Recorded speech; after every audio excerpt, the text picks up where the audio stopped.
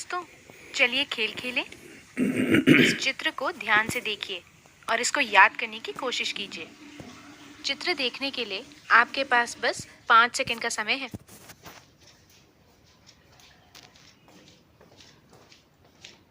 अब आप एक पेपर पेन हाथ में ले लीजिए। मैं अब आपको उस चित्र को हूबहू बनाने के लिए कुछ निर्देश दूंगी। आपको निर्देश सुनकर चित्र बनाना है। सबसे पहले पेपर के नीचे दाईं तरफ एक वर्ग बनाइए। अब पेपर के बिल्कुल बीचों बीच एक रेखा खींचें जो पेपर को 2 बराबर भागों में बांट दे। अब बाएं भाग में ऊपर की ओर 4 वृत्त बनाइए जो एक तिरछी रेखा में हो। अब कागज के मध्य से एक बड़ा सा त्रिकोण बनाएं और उसके अंदर 2 और छोटे त्रिकोण बनाएं जिनकी एक रेखा कॉमन हो। आइए देखें कि दिखाए गए चित्र से आपका चित्र कितना मिलता जुलता है या फिर अलग है। मिस्टर मैडम इस गतिविधि का इस्तेमाल कई अवधारणाओं को पढ़ाते समय करती हैं और इस गतिविधि का नाम है सुनो सुनाओ चित्र बनाओ।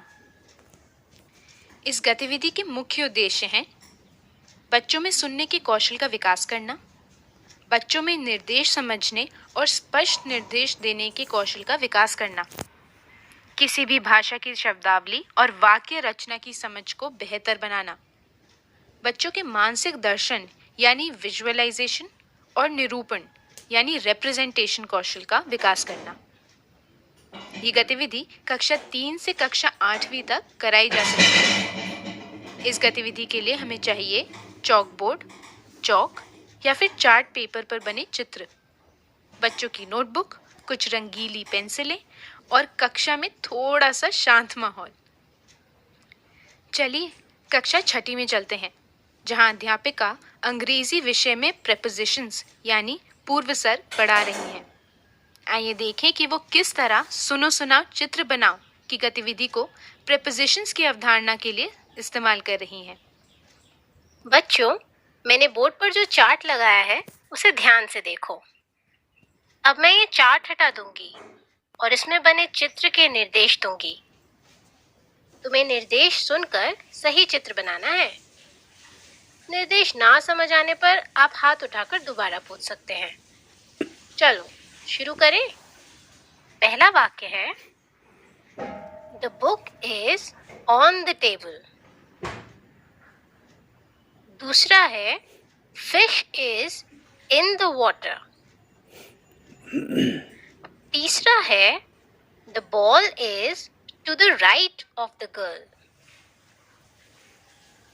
इस तरह अध्यापक ने कुछ और निर्देश दिए और फिर बच्चों को अपने चित्र अपने साथ बैठे अपने सहपाठी से मिलाने को कहा।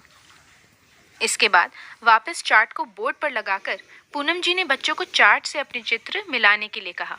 कक्षा 3 में अलग अलग तरह के आकारों की समझ को परखने के लिए प्रीति मैडम ने आइए देखें क्या किया। उन्होंने अलग अलग आकृतियों से बने चित्र कुछ बड़े चार्ट के टुकड़े पर बना लिए। इसके बाद उन्होंने बच्चों को ये चार्ट के टुकड़े दिए और कहा, बच्चों ध्यान से इन चित्रों को देखो। अब तुम मुझे निर्देश देना और मैं बिना देखे किसी एक चित्र को बोर्ड पर बनाऊंगी। फिर हम सब समूहों में ये खेल खेलेंगे। राहुल, क्या तुम मुझे निर्देश देना चाहोगे? दीदी, आप सबसे पहले बीच में एक वृत्त बनाओ। अब उसके दाहिनी ओर एक बड़ा सा वर्ग बनाइए जो वृत्त को छूता हो। अब वर्ग के ऊपर वर्ग की भुजा बराबर त्रिभुज बनाइए।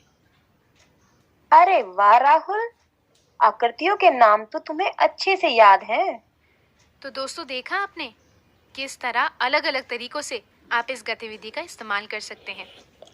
बच्चे चाहें तो अपना अपना चित्र बनाकर अपने साथ बैठे बच्चे को निर्देश देकर उसे बनाने को भी कह सकते हैं। दोनों को बारी बारी निर्देश देने और चित्र बनाने का मौका मिलेगा। आपको ये गतिविधि कैसी लगी और आप किस किस तरह से इसका इस्तेमाल कर सकते हैं, ये हमारे साथ नीचे कमेंट बॉक्स में लिखकर ज़रूर साझा करें।